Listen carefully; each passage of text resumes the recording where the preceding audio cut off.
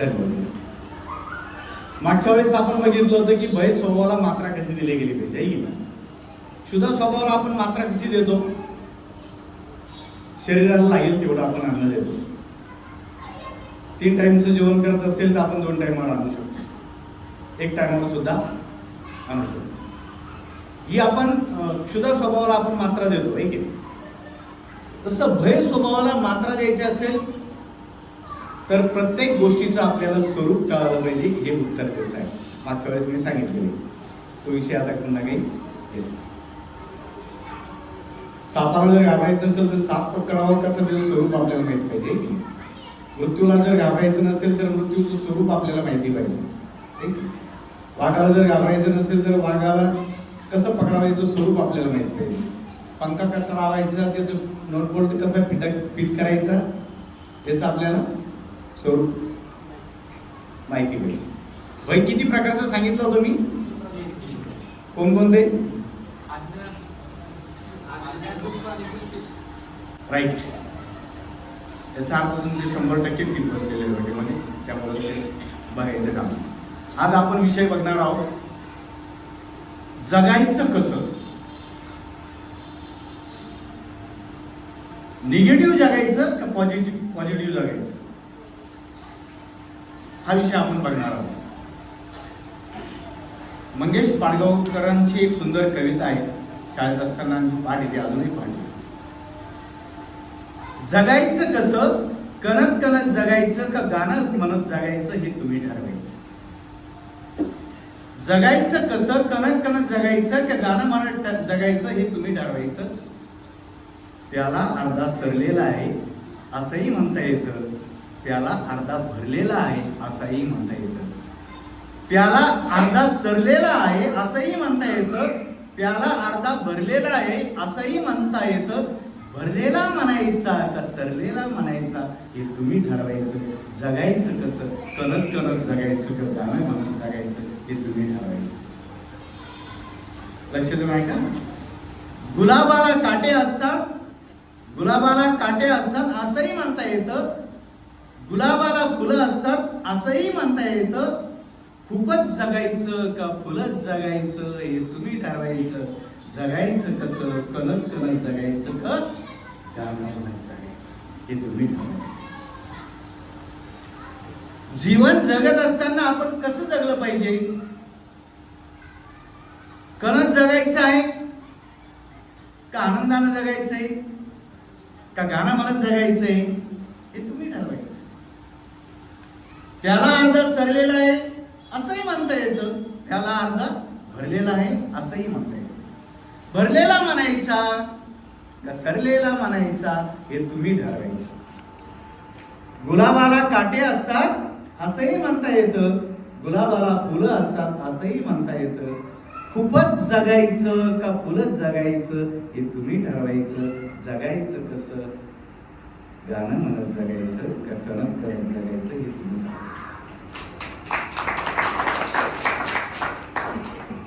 जीवन जगत असताना आपण कणत कणत जगत असतो. एक बाई सगळं म्हटल्यानंतर काय मी गेली राहणार असं जे तसं जे इथं ध्यान केली तिथं ध्यान केली, मायात मळ्याला सगळं मायात भोवती या राधा दिसतात खायला जे आम्ही म्हणायचो सगळं कर्माचं टेन्शन म्हणजे काही कधीतरी असं त्या काय धंदा आहे. सुंदर असं भगवंताने ही सृष्टी दिलेली कशासाठी दिलेली. सायंकाळची वेळ होती, जेवण वगैरे आमचं झालेलं होतं, पावसाळ्याचे दिवस होते. आम्ही पायरीवर असं बसलेलो होतो. आमचा शिष्य जवळ आला. म्हणे बाबा, मरकुरी समोर होती. म्हणे बाबा हे तुम्हाला माहिती की किती तास जीवन किती तास जगतात हे किडे? म्हटले नाही. म्हटलं राजा, ते फक्त 12 तास जीवन जगतात.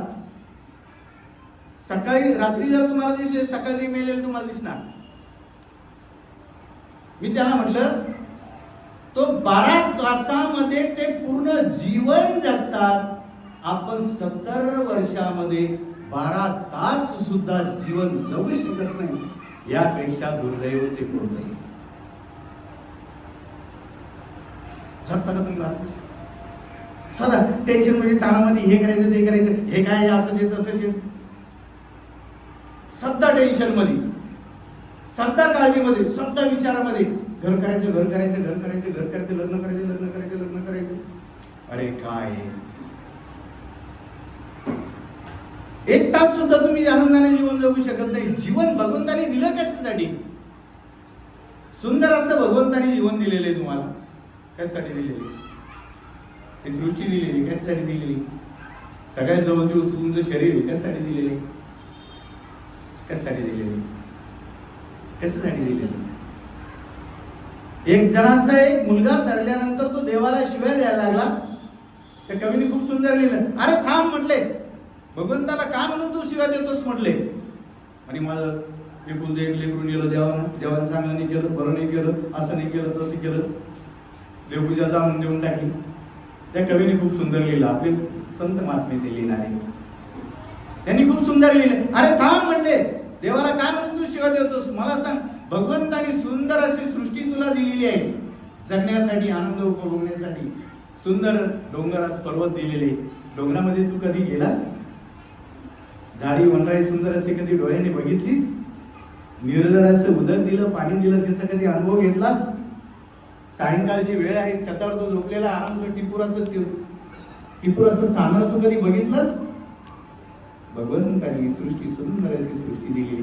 कशासाठी दिली? तुम्हाला अनुभवण्यासाठी दिली, जगण्यासाठी दिली. कधी सोलन सिंहला बघितलं? या काय म्हटलं चला आपल्या यात्रेला, बद्रिकासन मस्त निसर्गरम्य वातावरण, काय सुंदर वातावरण बघायला चला.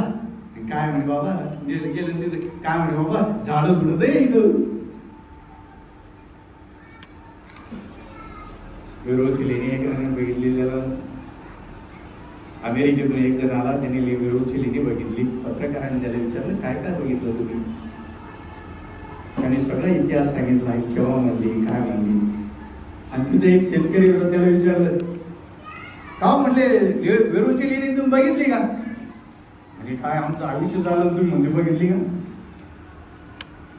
सांगा बरं म्हणे केव्हा तयारी केली? म्हणे कान्हू. कोणी गेली? म्हणे कान्हू. अमेरिकेतल्या माणसांना सगळं सांगितलं, यांनी सगळं पाहून सुद्धा पाहिजे. सुंदर अशी भगवंतांनी वेरूळची लेणी दिलेली, बघण्यासाठी दिलेली, पाहण्यासाठी दिलेली, डोळे सुंदर असे दिलेली. म्हणून आपण रीड काय करतो हे खूप महत्वाचं आहे. तुम्ही वाचता काय, तुम्ही डोक्यामध्ये टाकता काय, हे खूप महत्वाचं आहे. एक जण पेपर वाचत होता, सकाळची वेळ होती. पेपर वाचून झालं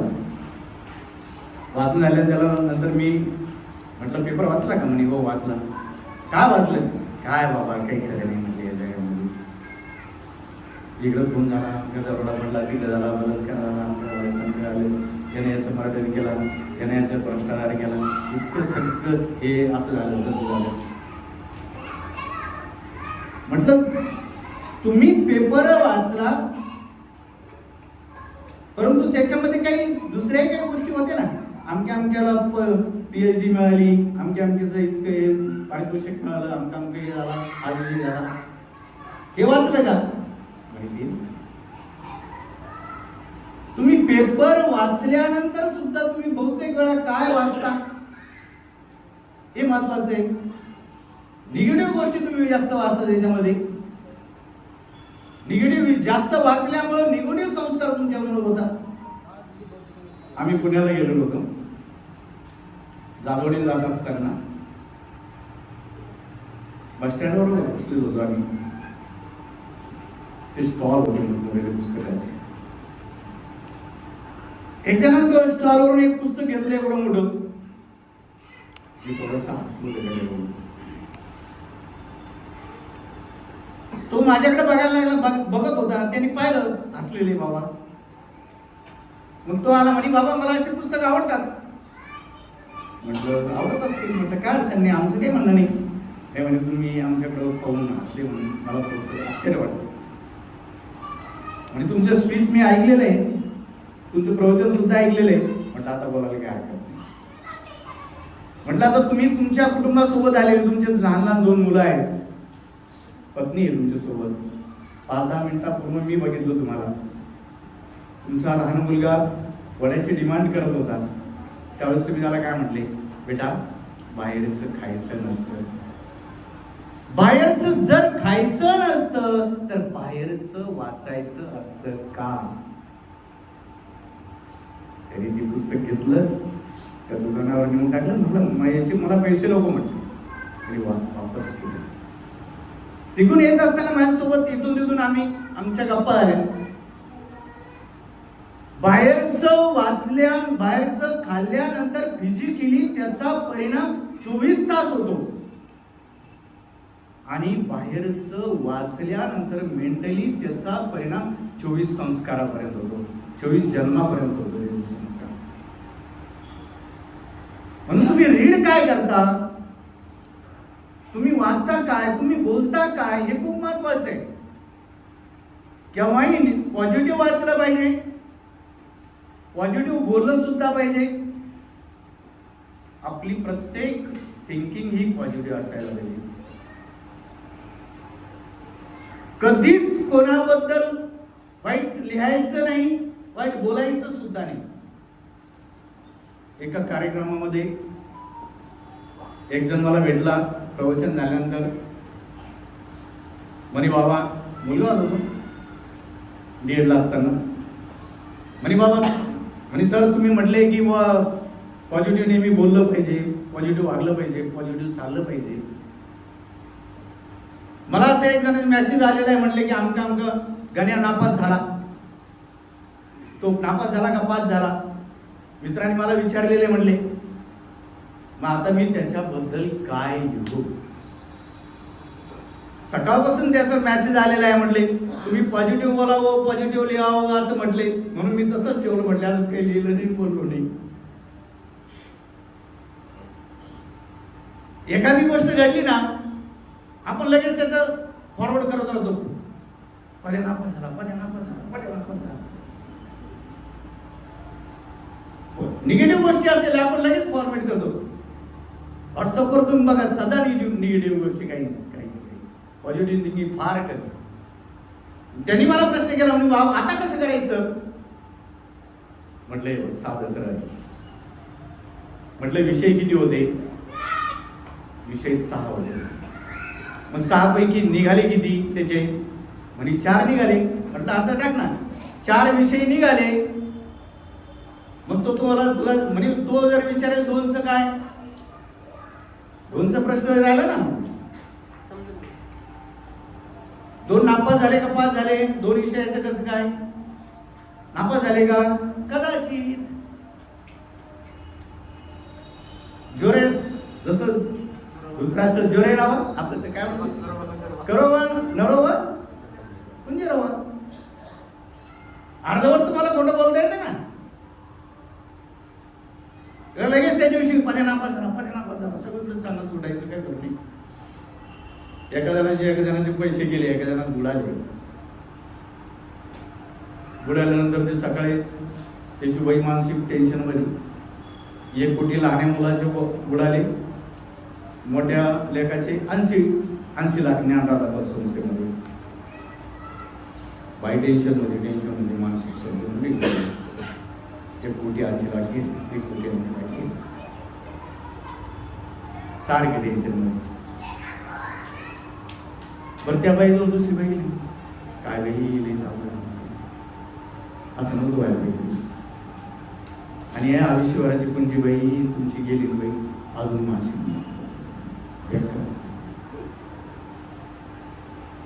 त्या आश्रममध्ये दररोज सकाळी यायचे देवदर्शनाला. मी तिचा चेहरा पाहायचो, चेहरा उतरलेला असायचा. मग तिला समजून सांगितलं, आई गेली जाऊ, मागच्या जन्मी तुम्ही त्यांची घेतली असेल, बुडवले असेल, म्हणून या जन्मी त्यांनी तुमचे बुडवले. आपल्या बाई ते चोरानच नेले. त्या 1 कोटी 80 लाखासाठी आपलं शरीर खराब करून टाकायचं का? मानसिक संतुलन बिघडून मानसिक टेन्शन घ्यायचं का? ताण घ्यायचं का? मरायचं त्या दिवशी. या जगण्यापुढं पैसे लय मोठे आहे का? सिर सलामत तो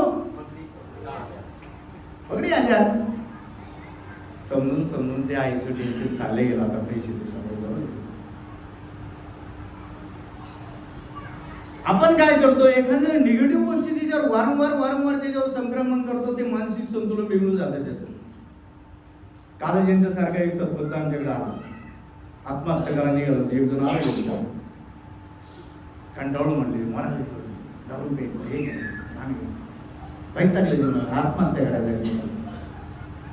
समजून सांगितलं त्याला, वाचला आता राहतोय. बरं एखाद्या चांगल्या मार्गाला लागलं, चांगलं राहावं ना, दुसऱ्या दिवशीच पळावलं ते.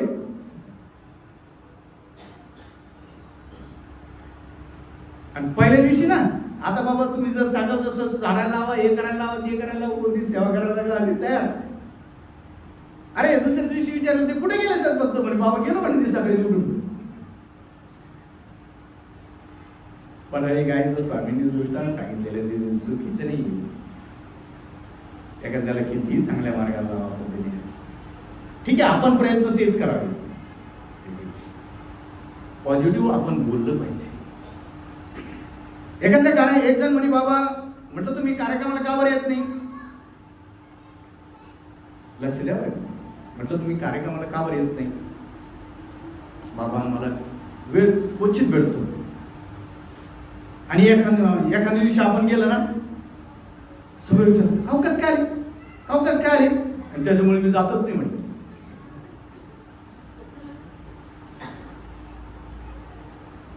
विचार करा, बोलणाऱ्यांसमोर काय बोलायला पाहिजे, काय बोलायला पाहिजे. ठीक आहे बाबा, काय हरकत नाही, तुम्हाला वेळ नसेल कदाचित आले तुम्ही, आज आनंदाची गोष्ट आहे, त्यामुळे मी कधीच जात नाही. लोक दुरावतात, याच्यामुळे दुरावतात, आपल्या शब्दामुळे लोक दुरावतात. आपण बारीक सारीक गोष्टीकडे लक्ष करत नाही. बघा स्वामी पूर्ण लीळा चरित्रामध्ये तुम्ही कधीही बघा कुठंच निगेटिव्ह बोललेलं नाही. अष्टमंगळा तिकोनायकाची पत्नी होते, स्वामींना दंड घातले, श्री चांगला. अष्टमंगळा बाई निकेनी असती, काय सुंदर वाटते. आठवा गर्भधारणा झालेली होती. पंचगंगा निकेनी असती, सगळे पंचरांडा म्हणायचे, पंचरांडा म्हणायचे, निकेनी असती. डोमेग्रामची खूप सुंदर लीळा आहे. दुपारची वेळ असते, स्वामींच्या दर्शनासाठी दोन स्त्रिया दर्शनाला निघालेल्या असतात. आणि दर्शनाला येत असताना स्वामी त्यांना दर्शन देण्यासाठी लगबगीनं बाहेर निघतात. बाहेर निघाल्यानंतर छिन्न पापीमध्ये मुक्काम असतो स्वामींचा. स्वामींच्या डोक्याला पन्हाळ लागतो. बाईसा म्हणते या कांदा उठतात, म्हणजे कधी दर्शनाला येतात. स्वामी म्हणतात बाई अरे स्वामी वचन विचारतात, बाई ही येतीच्या बाई येते आल्या प्राणिया. स्वामी वचन विचारतात, संसारामध्ये त्रस्त झालेला, उद्विग्न झालेला, अशांत झालेला, टेन्शन मध्ये असलेला जीवात्मा परमेश्वराजवळ शांत होतो. स्वामी म्हणतात आमच्या जवळ जर अशांत झाला तर या जीवानं जायचं कुठं. संसारिक जीवनामध्ये अशांत झाला, उद्विग्न झाला, टेन्शन मध्ये असलेला जीवात्मा परमेश्वराजवळ शांत होतो का? परमेश्वर परायण, परमेश्वराचा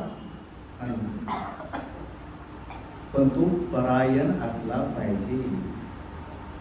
नुसते कपडे घालून वेशधारी असलेले त्याला नाही. पर म्हणजे श्रेष्ठ, अयन म्हणजे आश्रयस्थान. ज्या संतांनी त्या ईश्वराला मानलेलं आहे त्याच्या ठिकाणी तो गुण असतो. त्याचं नुसतं श्रवण जरी करायला लागलं शांत वाटतं, बरं वाटतं. त्यांच्याजवळ गेलं तरी नुसतं बसू बरं छान वाटतं, बरं वाटतं. आम्ही गुरुवारी बाबांच्या वर्षातून एकदा भेटीला जातो ना, नुसतं बघितलं नंतर सगळं विसरून जातो, शांत होते. परमेश्वर परायण, जो परमेश्वर जसा आहे ना तसंच त्या परमेश्वराच्या परायणाच्या ठिकाणी तसे गुण बांधतात. नरके बोला माहिती सुट्ट्याला आमचा आश्रम होता 2 महिन्यानंतर ज्यावेळेस आम्ही निघायला लागलो तेव्हा सगळे भक्त मंडळी रडायला लागली. त्यांना असं वाटायचं की अजून राहावं अजून राहावं. ही परमेश्वर परायणाची लक्षणं आहेत. नाही तर एका गाव आषाढीचे दिवस असतात नुसतं वेशधारी होऊन त्याला परमेश्वर परायण नाही म्हणत. सगळे ग्रस्त मंडळी देवपूजा प्रसाद वंदन करण्यासाठी निघालेली असतात. 3-4 भक्त मंडळी निघाले असतात. त्यांच्यासोबत एक अन्य म्हणतोय की मलाही तुमच्या सोबत येऊ द्या. म्हणले चला काय हरकत नाही. हे तुम्हाला आमचं काही माहित नाही, आमचं लय अवघड असतं. खचलं कधी आलं ते म्हणे असू द्या म्हणे काही फरक पडत नाही, तुम्ही जसं सांगाल तसं मी करेन. ठीक आहे म्हटलं. चला तो अन्य व्यक्ती त्यांच्या सोबत आणा. 122 मंदिरामध्ये देवपूजा होती. लाईनीत बसवायला 1 जण संत महात्मे होते. आल्यानंतर त्यांनी हातसवळे केले. म्हणजे हातसवळे करायचे, कपडे हात लावायचे नाही बरं का. त्याने हातसवळे केले. आला तसा खाली हात ठेवून बसला. 122 त्यांनी जे पाहिलं त्यांनी उठा म्हटलं, तुम्हाला कळत नाही का, हातसवळे करून या. गेले हातसवळे करून आले. आता एक गोष्ट कळाली होती, खाली कपड्याला हात लावायचे नाही, खाली हात ठेवायचे. आल्यानंतर बसला, असं मुख धरून बसला, भामट्यासारखा बसला, चूक झालेली होती. त्यानंतर त्याच्या जवळ 1 जण आला. तो हातसवळे करून आला, त्याच्या जवळ बसला. त्यांनी कपडाला असा हात पुसला. याला वाटलं हातसवळे करून आल्यानंतर कपडाला हात पुसायचा असतो, याला कपडाला तर पुसलाच पावलं, सगळ्यात तोंडाला पुसला. उठा म्हटलं, तुम्हाला एकदा सांगितलं 2दा सांगितलं, कळत नाही, उठा हातसवळे करून या. कुठला बिचारा गेला, हातसवळे करून आला. आता 2-3 गोष्टी कळाल्या होत्या. कपड्याला हात लावायचे नाही, खाली टेकवायचे नाही, कपडाला हात पुसायचे नाही. आल्यानंतर बसल्यानंतर तिकडून प्रसाद येत होता आणि प्रसादासमोर एक रुमाल होता हात पुसायला. याला वाटलं हातसवळे करून आल्यानंतर रुमाला हात पुसायचा असतो, याला खिशातला रुमाल काढायला हात पुसला. ते संत महात्म्याने उठा म्हटले, एकदा सांगितलं, 2दा सांगितलं, 3दा सांगितलं, समजत नाही का म्हटले, उठा हातसवळे करून या. ते बाहेर गेले तसे गेले, फिरून कधी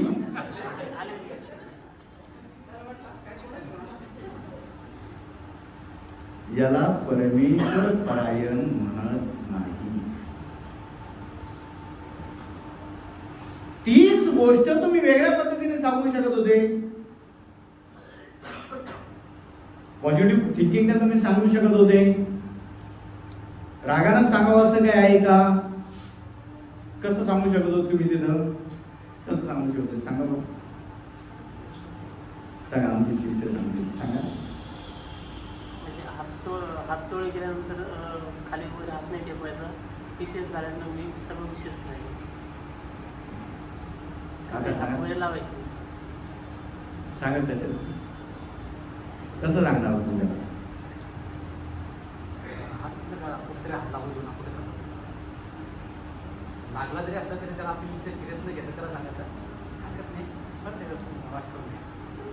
आल्या त्याला वा छान, तुम्ही बरं झाले आले बरं का, तुम्ही नवीन आहात, काय हरकत नाही बरं का, चुकवतात माणसाकडून, काय हरकत नाही. पण आता एक करा, हातसवळे केल्यानंतर आता हात खाली टेकवायचे नाही, कसं नाही, हात असं ठेवायचे. Very simple. काय अवघड आहे का? जे तुम्ही ते वेगळ्या पद्धतीने सांगता तेच तुम्ही वेगळ्या पद्धतीने सांगू शकता. पॉझिटिव्ह आपल्याला बोलता आलं पाहिजे, पॉझिटिव्ह आपल्याला चालता आलं पाहिजे, चालणं सुद्धा पाहिजे. बोलणं तर पॉझिटिव्ह पाहिजेच. का कोण इकडे आले नसतो आलो तर बरं झालं असतं. बरं, याला समजत नाही की बा आपण काही वेगळं बोलून राहिलो का, वाईट बोलून राहिलो की काही चुकीचं बोलून राहिलो, हे पण नाही वाटत त्याला. चहा घेता का? नाही भाऊ, चहा काही घेत नाही. घेणार का? बोलण्यामध्ये आपण प्रत्येक वेळेस चुकत असतो. काहीतरी एवढे भयानक आहे हे नेहमी सांगत असतो. ते उदाहरण कदाचित तुम्हाला सांगितलं असेल. एका ठिकाणी डाव्याचं प्रवचन होतं. XYZ संत महात्म्याचं प्रवचन शेवटी संपत आलं. त्यावेळेस ते काय बोलले माहिती का?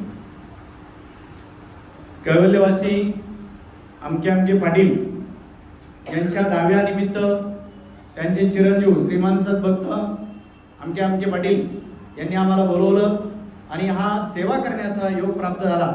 अशीच त्यांना वारंवार सेवा घडत राहो. ईश्वर चरणी माझे दोन शब्द सांगतो.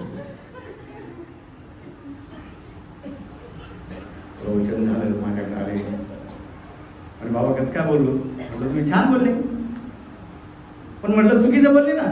मी कुठं काय चुकीचं बोललो म्हटलं तुम्ही बोलले नाही का? कैवल्यवासी अमके पाटील यांच्या दाव्यानिमित्त त्यांचे चिरंजीव श्रीमान सद्भक्त यांनी आम्हाला बोलवलं आणि आज सेवा करण्याचा योग प्राप्त झाला. म्हणजे अशीच वारंवार त्यांना सेवा घडत राहू, म्हणजे त्यांचे मुर्दे पडत राहून तुम्हाला सेवा घडत राहू.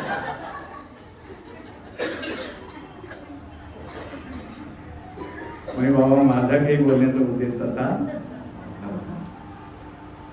डायरेक्टली जरी तुम्ही बोलले नसते, परंतु इनडायरेक्टली तुम्ही बोललेले आहे. सासूबाई नाही, कुत्र्याला दगड मारती, गेली रांड सुनेला बोलती, कुत्र्यावरून सुने. तुम्ही डायरेक्टली जरी बोलले नसते, पण इनडायरेक्टली बोललेले, पण त्याला वाटतं आपण योग्य बोललो. म्हणून बोलताना काळजी घेतली पाहिजे. आपण काय बोलून कोण काय बोलून काही सांगता येत नाही बरं का. तुम्ही ते ऐकलं नाही. आमच्या बाईला म्हणजे बाबा तुम्ही ड्रायव्हर ठेवा म्हणलं काय हरकत नाही, ठेवला होईल ड्रायव्हर. एका एक माझ्या घरी पंगत होती, आपलं भोजन होतं. खूप दिवसानंतर बाबा बोलवलं, या बाबा काय गेलो आम्ही. बाई अशा जाड्या जुड्या, मला कसं मारा मग आले म्हणायला. आता यांना का बसवलं, हे म्हणतो तुमची आई काय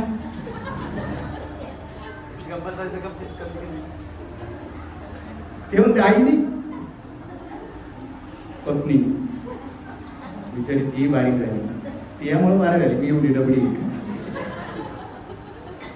तो बारीक झाला, यामुळं बारीक झाला, मला एवढी डबडी मिळाली काय. मी बारीक झालो, म्हटली व्याज कशाला आणली जिथून 2 पोळ्या खायच्या तिथं अर्धीच खाल्ली. बाहेर गेलो, म्हटलं भाऊ तू फुकटही येऊ नको.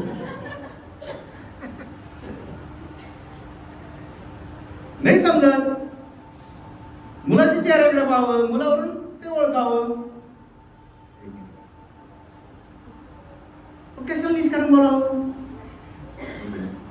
काहीला तर चेहऱ्यावरून सुद्धा ओळखता येत नाही, अशी अवघड परिस्थिती.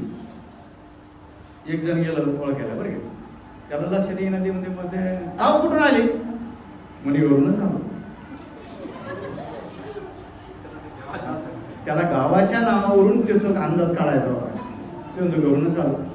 पुन्हा हुकली पहिली गोष्ट. आता पुन्हा त्याला हे करे, नाही मला वाटलं संभाजीनगरून आले काय, नाही घरूनच आलो.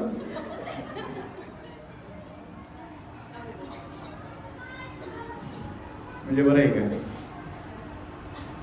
आपण बोलताना चुकत असतो. बोलताना सुद्धा पॉझिटिव्ह बनलं पाहिजे, बोललं पाहिजे. आम्ही कोरोनाच्या पिरियडमध्ये हॉस्पिटलमध्ये होतो. आमच्या जवळ एक तरुण मुलगा होता, त्याला 2-4 बाया आल्या होत्या. वास्तविक घडलेली घटना बरं का माझ्यासमोर.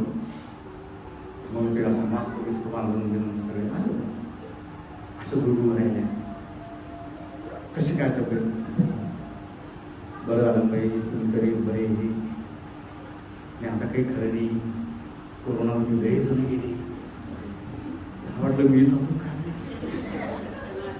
बरं गेले म्हणे. ते तर काही बरे म्हातारे ते गेले, पण तरुण सुद्धा जायला लागले म्हणे. ते WW काहीतरी आहे ना म्हणे, ते तिला माहित नाही बरं का बरोबर. WWF त्याच्यातलं एक पैलवान गेला म्हणे. कमाल आहे. याला वाटलं मी जातो काय, दुसऱ्या दिवशी कळत गेलं ते.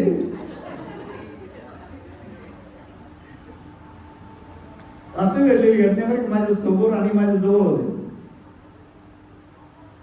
आम्ही दिलाच घेतली होती, त्याला सिमोल झाला. आवड गोष्ट आहे. तुम्ही बोलता काय, चालता काय, वागता काय. स्वामींनी कुठंच कधीच निगेटिव्ह कुठंच बोललेलं नाही. एवढे मोठे माईक भट्ट होते, कवने कामे नारायजे अत्यंत संस्कृती छेद होय ऐसे काही याती. माईक भट्ट स्वामींना म्हटले कवने कामे नारायजे, कोणत्या कामामुळं तुम्हाला वेळ भेटला नाही. एवढीशी छोटीशी गोष्ट. आपण म्हटलं आम्हाला नाही भेटला, तू सांग बरं काय भेटलं, सांग म्हणा.